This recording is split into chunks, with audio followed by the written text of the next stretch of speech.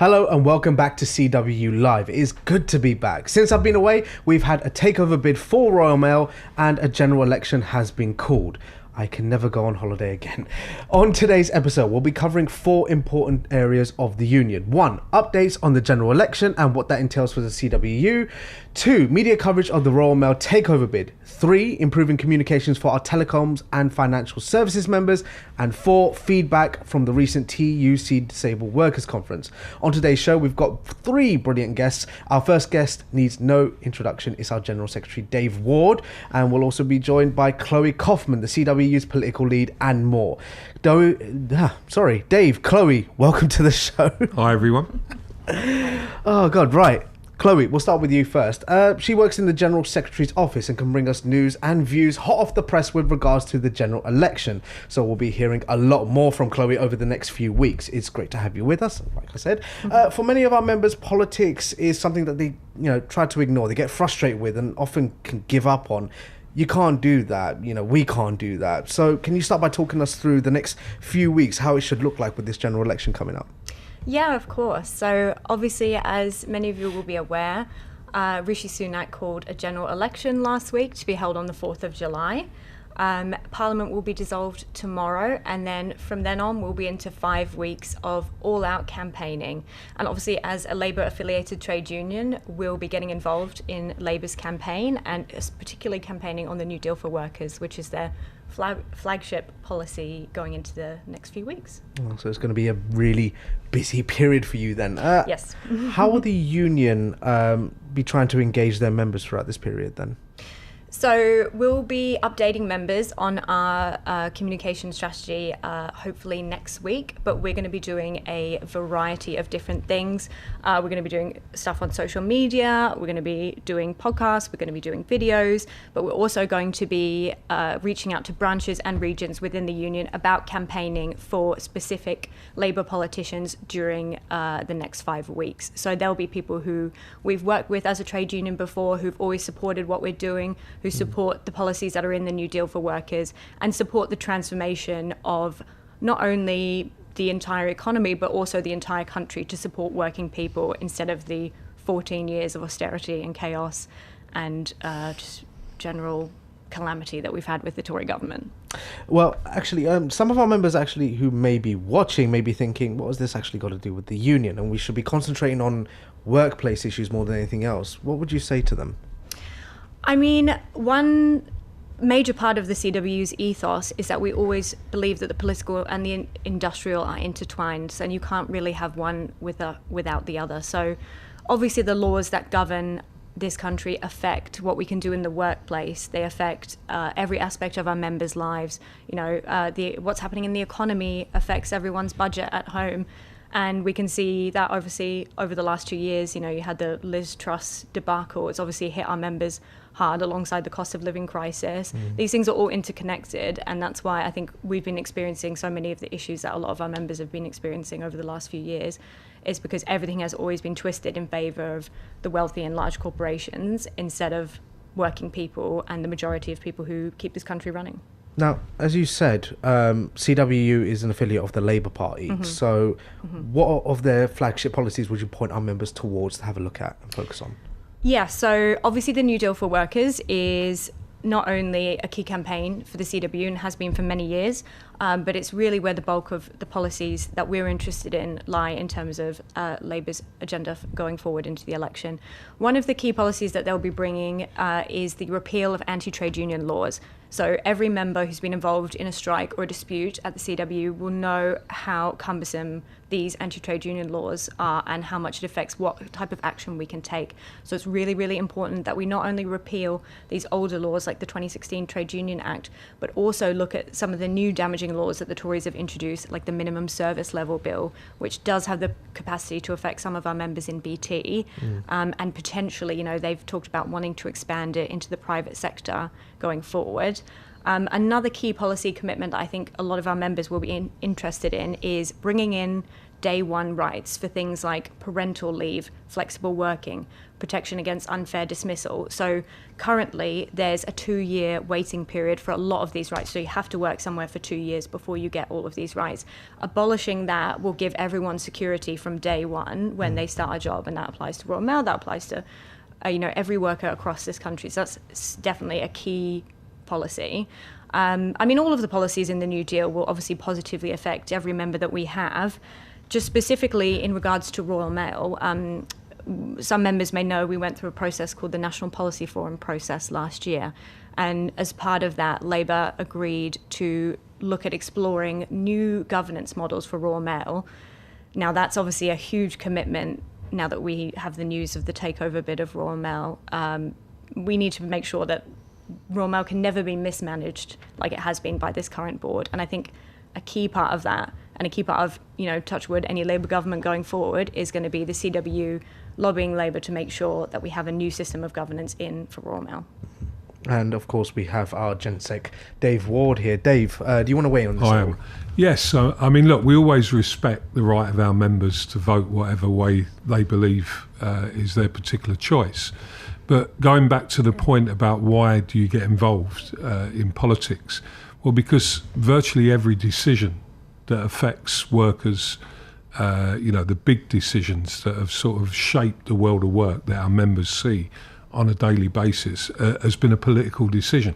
So even if you are totally committed to supporting your members in industrial issues that affect their workplace, you have to have a political view of some of the wider decisions that have affected people. So Chloe's given a good account of that.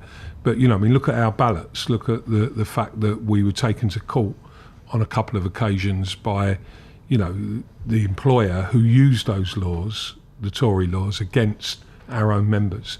The one that particularly comes to mind is when, the union were told that we'd interfered with a ballot just by campaigning for a yes vote in the way that we did.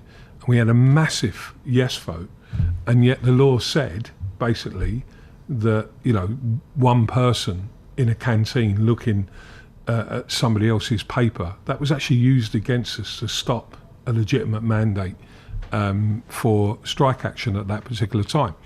I would also point to the fact that the New Deal for workers, whatever people are reading about it, whatever people are thinking about it, we'll come out and talk in more detail about that at some point.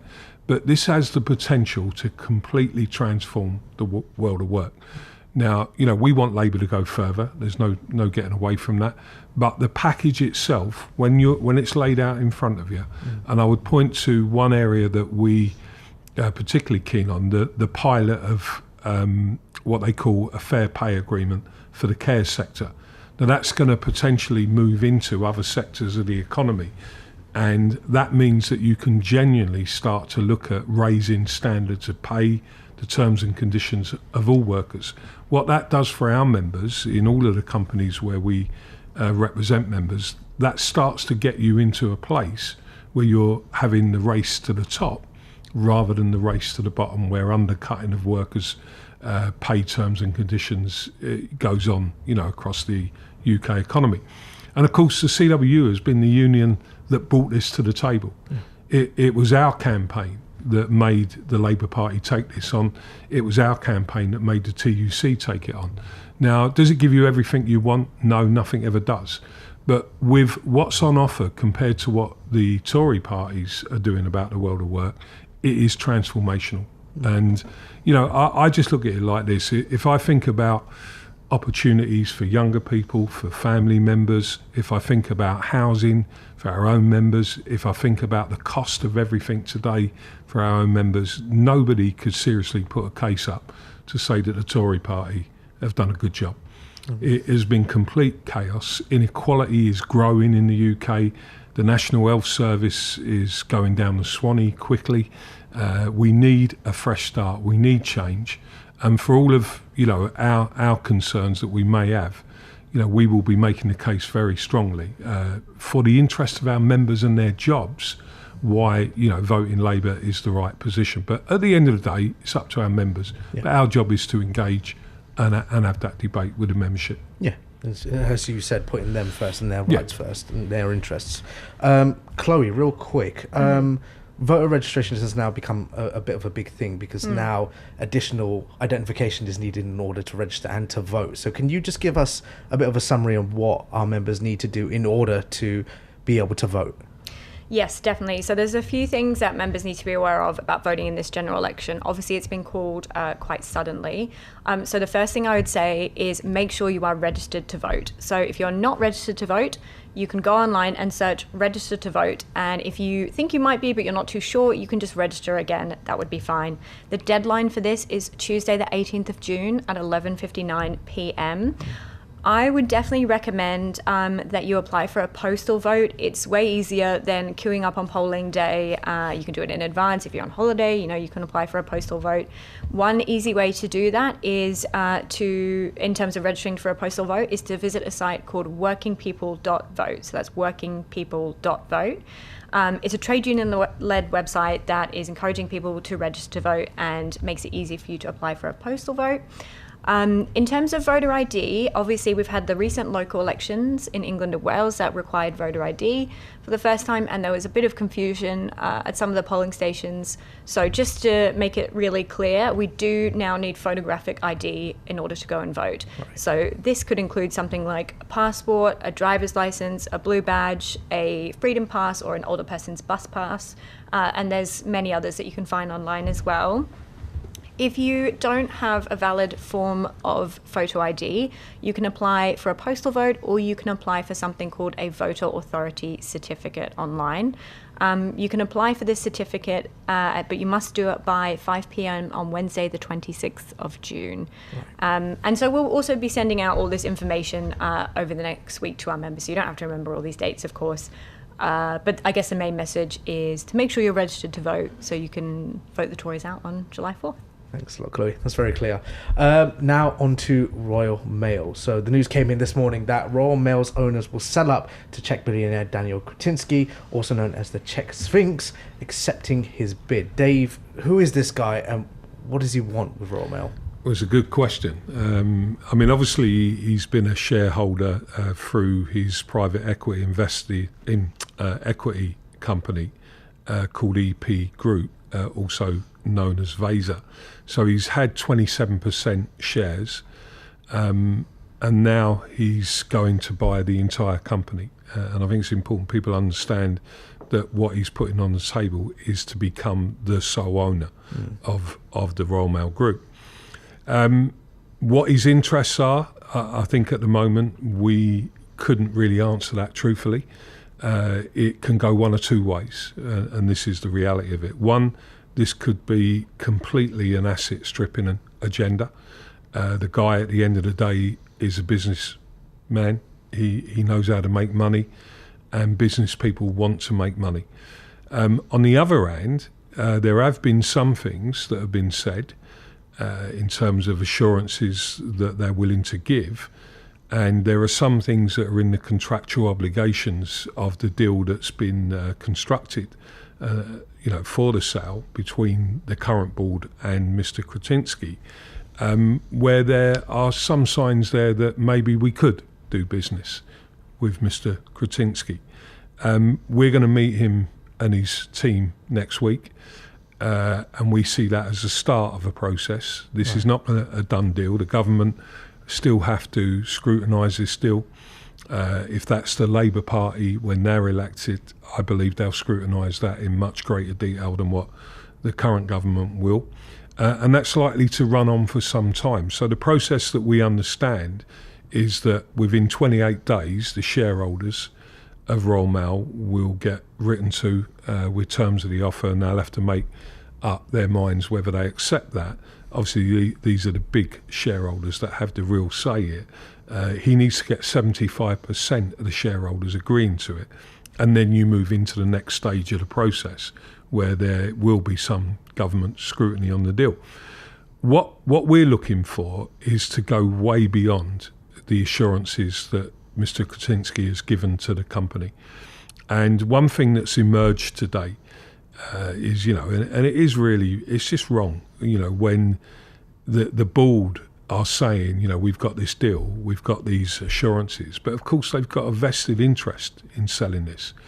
As I've said on a number of media interviews, the chair of Royal Mail, we estimate, with his own shareholding, will probably receive close to £1 million for selling this. Now, when you consider that he's chaired a board that have effectively run this company into the ground, have failed customers, have failed workers, have no vision for the future, then it's just disgraceful that they can construct that deal amongst themselves and everybody has to put up with it.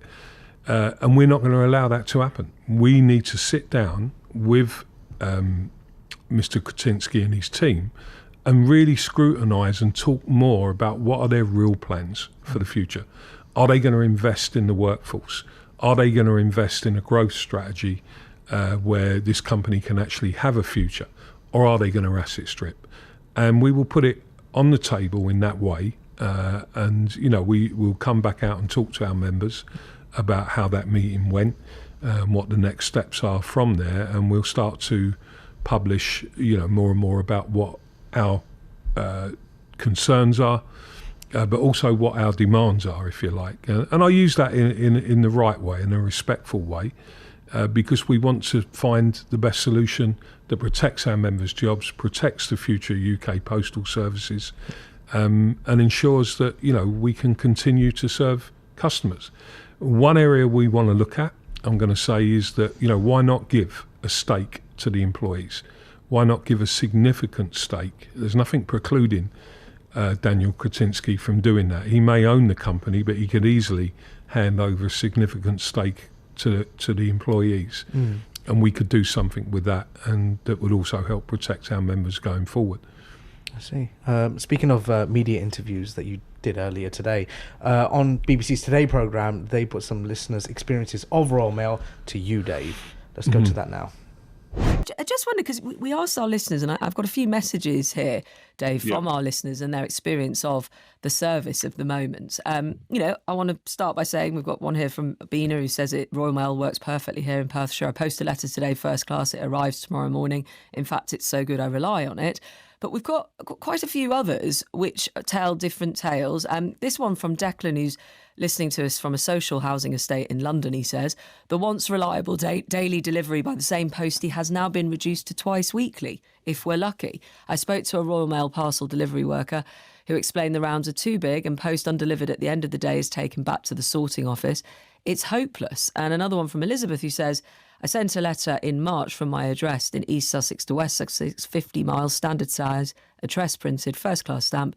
It took 13 days. There will be some who think it does need a new way of doing things, and possibly a new owner is the way to do that. What do you say to that? And what would you say to that, Dave? You know, could new ownership address some of the problems that we've been seeing currently? Well, look, I can't remember what I did say at the moment, but what would you say now? What I would say to it again is, I think I said, well, it's true. You know, some of those reports about the way the service has been run down, our members see that day in, day out. So they'll be concerned about what does this mean. And it comes back to the point I made earlier on.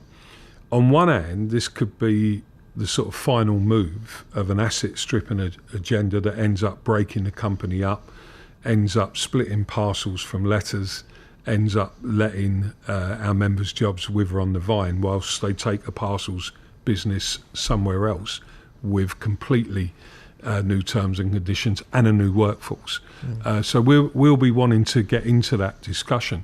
On the other hand, you can't support the current board's approach. And we've been open about that, which is a dilemma, because there's no way that we could carry on supporting what this board have already done to Royal Mail. So, you know, we want to lay out what we think is success for the future, the role that our members can play in that. And it may be possible that we can come up with something that's completely fresh, a more dynamic business model, and we give it a go.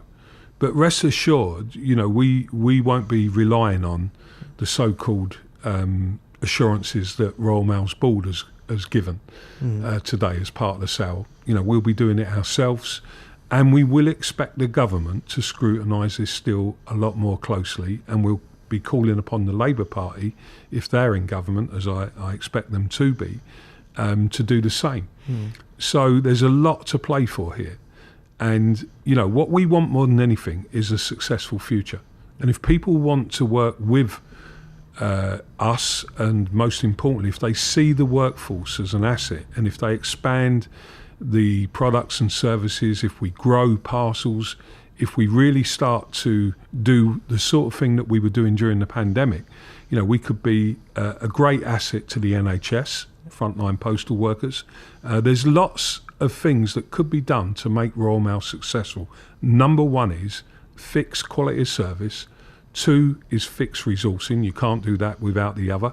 And show that you're willing to invest in your own employees, something that Royal Mail's current management team have failed to do. Yeah, and you're right. There is a concern there about privatisation and further failures that could be made as a result.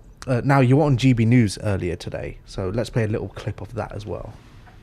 A board that has completely mismanaged Royal Mail are having an internal debate with a prospective new owner. They're all going to make probably £1 million out of it, some of them. We think the current chairman, will make £1 million out of this. They've run the company into the ground, and surely this should be a debate of national interest. So, we're not seeing it over and done with. We do have to protect the interest of our members, and we will be in there talking to the prospective buyer. But I just think the whole thing is a sham, really, in terms of how we've got to this point. Failure of privatisation. And the only people who really care about the future postal services are the workforce. So we've got to do everything we can to ensure that, UK services continue and that the workforce get a decent deal out of this. And Dave, that's where we're going to be talking to the owners and we're also going to be talking to the government and the Labour Party. People who are going to make a load of money out of selling Royal Mail, discussing a deal with a Czech billionaire, and the government ain't saying anything about it. It's a company of national interest, and we should be having a wider discussion about their future plans. Are they going to invest in the workforce? Are they going to invest in services? Or are they going to asset strip? So right there, Dave, you emphasise the injustice of the current management, having run Royal Mail into the ground, running off with a big payout from this deal. This deal isn't going to be good for ordinary working people, or indeed for Royal Mail service users. We heard from at the top of the show. That's the thinking, isn't it, Dave? Well, you have to take that position. You have to, recognise that this guy's a business person who wants to make money, first and foremost. So we're not being naive about this, but our options in terms of saying that we support the current board have gone because they've shown that they've got no vision for the future of the company, only cut. The interesting thing will be, can this guy come in and put on the table a vision that's about grow and grow? Better jobs for people, better services for the public, new ideas. We're not ruling that out. That's what our job is to do.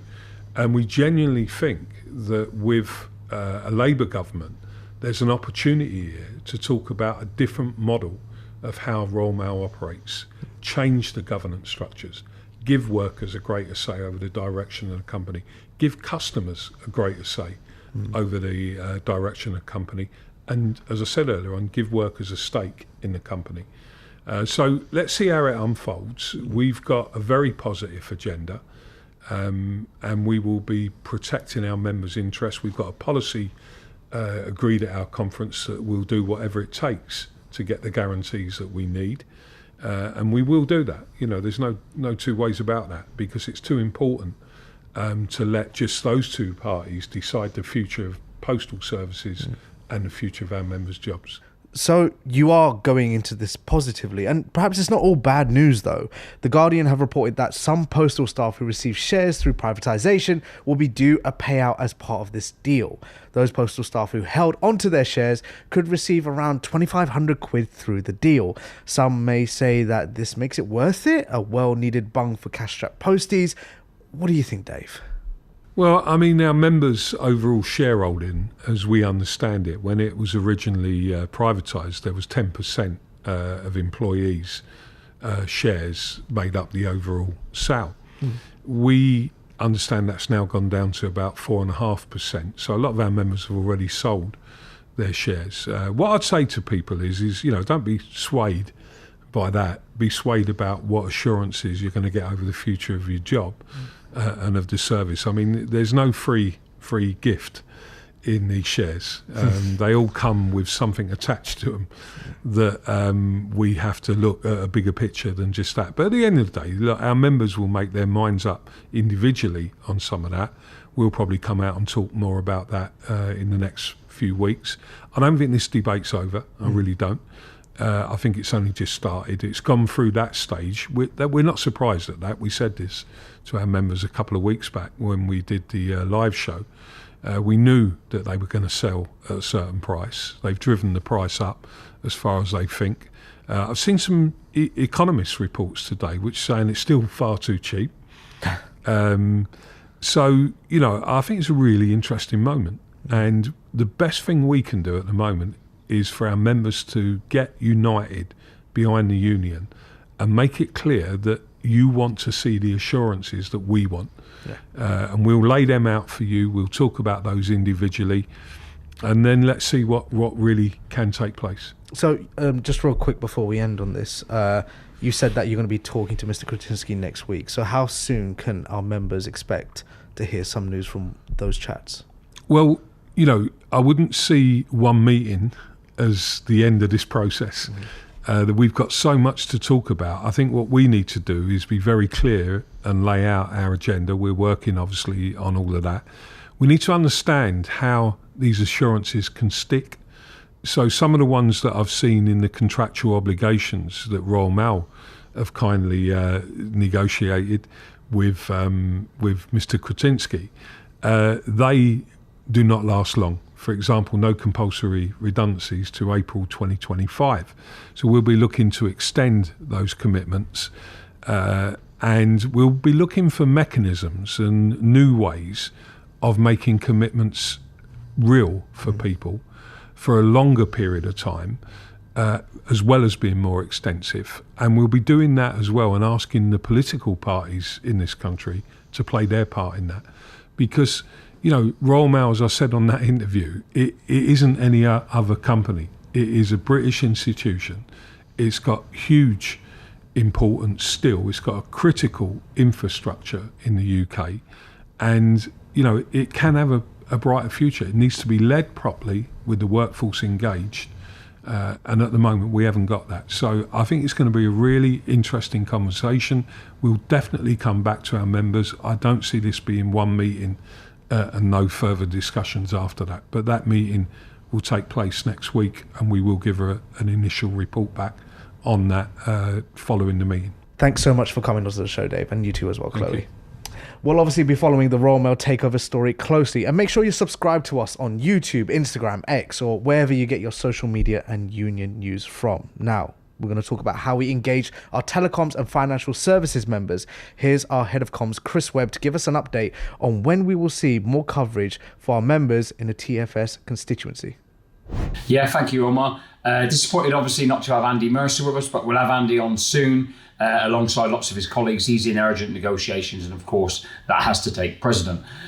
So we wanted to really come on. We recognise the show's been quite postal heavy, with the Royal Mail takeover, with the issues with the USO and the service, later starts and things like that. It's going to be, that's only natural. But we want to assure people that when we set out to do the show over the 52 weeks of the year, there'll be a really good balance of coverage. And I wanted to say to you, there's some exciting developments in the TFS constituency as well. Andy, one of the reasons he was going to be on was to talk us through the new podcast. He's going to be a monthly podcast for our members in BT, Openreach, and all of the other companies in telecoms and financial services. That's exciting. That's coming out in the first week of June. Karen Rose, our new Deputy General Secretary for TNFS members, will be joining us at least monthly on the show to talk everything that's going on in the constituency, talk about how she's getting on in a new role, what her priorities are and what the executive's priorities are. We've got issues in Capita, we've got issues in Vodafone, we've got issues in all the other areas right across the TFS constituency, and we're going to be bringing you loads and loads of news. So we can assure all of our members right across the union actually that there'll be a parity of coverage when it all sort of blends out across a significant period of time. I think everybody recognises that, you know, all of your issues, you know, wherever you work, whether you're in Royal Mail Fleet, whether you're in Royal Mail Deliveries, whether you're in BT or whether you're in OpenReach, whether you're in VMO2, wherever you are, to you, those are the key issues. And that's what we're trying to make sure that everyone gets better. So you're going to have this weekly show, you're going to have a monthly workplace podcast, and we've also launched, which hopefully you've seen, a monthly newsletter which Carl Stewart, our editor here, produces, which is going down really well and should be reaching you either via email from your branch or in your workplace locally in print. So there's loads and loads going on, Omar. What I would say to the TFMS members is also we really want your ideas. So tell us in the comments what you want to hear from us, what you want to see from us. Is there any guests that you want on? Is there any subjects that you want covered? Because that's what this show is about, really. It's about bringing you the news and views and information and interviews that you want to see and you want to hear. So please do get in touch. Please let us know what you're looking for in terms of content on the show, and we'll guarantee you that we're going to have more and more of it going forward. So hopefully we'll have Karen or Andy on, or any of the other officers on very, very soon. We're bringing more news for you, but please look out for that podcast in the first week of June, and look out for the workplace bulletins, because they really are full of great information. Thank you, and back to you, mate. Thanks a lot for that, Chris. Now, last week, the TUC Disabled Workers Conference took place in Liverpool. The CW were very active, as you would expect. In fact, here is a clip from our very own BT worker and National Executive member, Jonathan Belshaw. And you see what happens with bad bosses and bad companies. They get rewarded. And that was none more evident than during COVID. And let's be honest, you look at some of the stuff that went on there, fraud of an industrial scale, allegedly, Tory peers who are in companies providing equipment which they've never done before and weren't fit for purpose. That's what's happened with the government. But what they've done is they've let the bad bosses get away with things to the detriment of our members in the trade union movement. Conference, we know there are employers who consistently do not make reasonable adjustments. We know there are employers who, as soon as you say you've got a disability, they'll just find a way to get rid of you. They will. And let's be honest, it's relatively easy to do. Why? Because they're not afraid. Why? Because it costs to take them to tribunal. Why? Because too many people are not in the trade union. So there's things that we need to do. So conference, the motion's quite simple, what we're asking the committee to do. And there's a couple of things I just want to draw your attention to. A report to be provided for data relevant to employment tribunal cases, highlighting respondents who repeatedly found to breach disability law. I'll give you an example of an employer or a company who did that. Royal Mail. Royal Mail was stripped of its disability confident because they were that bad. Well, it was a predecessor to disability confident. They were that bad, they lost it. One of the only companies that ever lost it. But how many people know that? How many people know about those cases? You see, something we don't do as a trade union movement is celebrate our successes. We should be sharing when we win employment tribunals. We should be shouting it from the rooftops. Conference, we should be speaking to each other more in this fight. That's brilliant stuff there. And I'm delighted to be joined online now by Jonathan. Welcome to the show. Thanks, Omar. Great to be joining you. Great to have you. Talk us through the conference then and your role in it.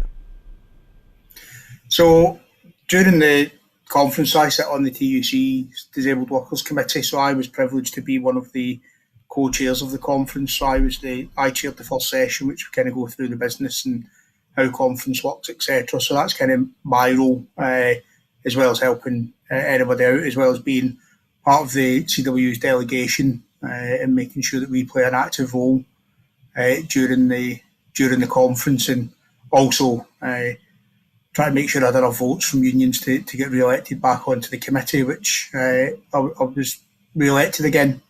So that was kind of my role during conference. Mm. And it sounds like the CWU itself were very active at the conference as well. Any highlights?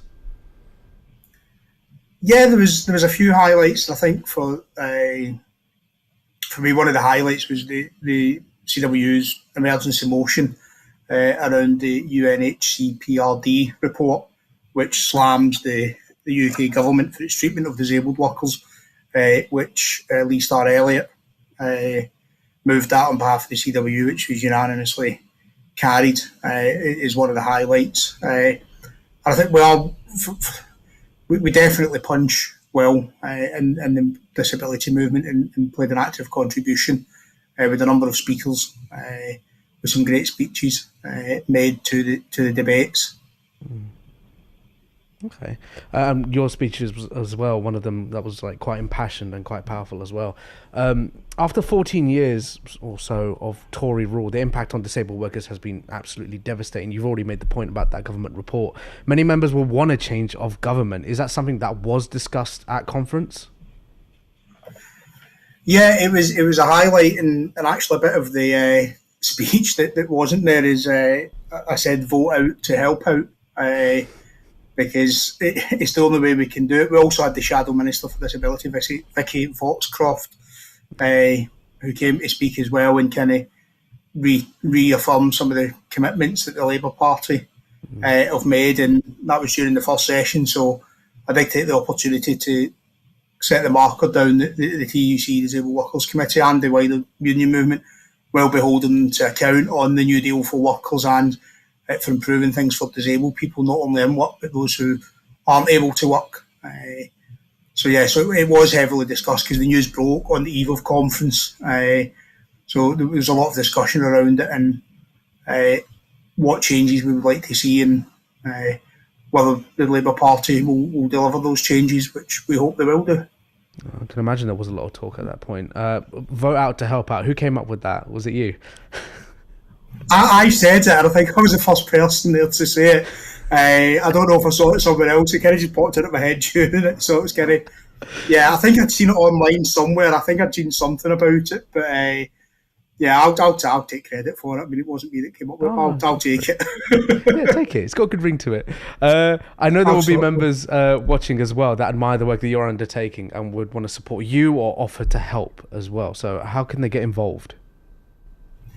So the best thing I would say for people is to speak to the local branch, get active, support their feedback to your reps, what's happening in the workplace, and kind of let people know, because the only way we can change things is if we know what's happening. So, I mean, around disability, if you need an adjustment and your manager or the company aren't giving you that adjustment, go to your rep, let's go through the process. There's legislation there, there's agreements we have, especially in within BT and other companies in the TNFS section, as well as in Royal Mail. Let's go through that. We've got a wealth of experienced reps out there who will support you.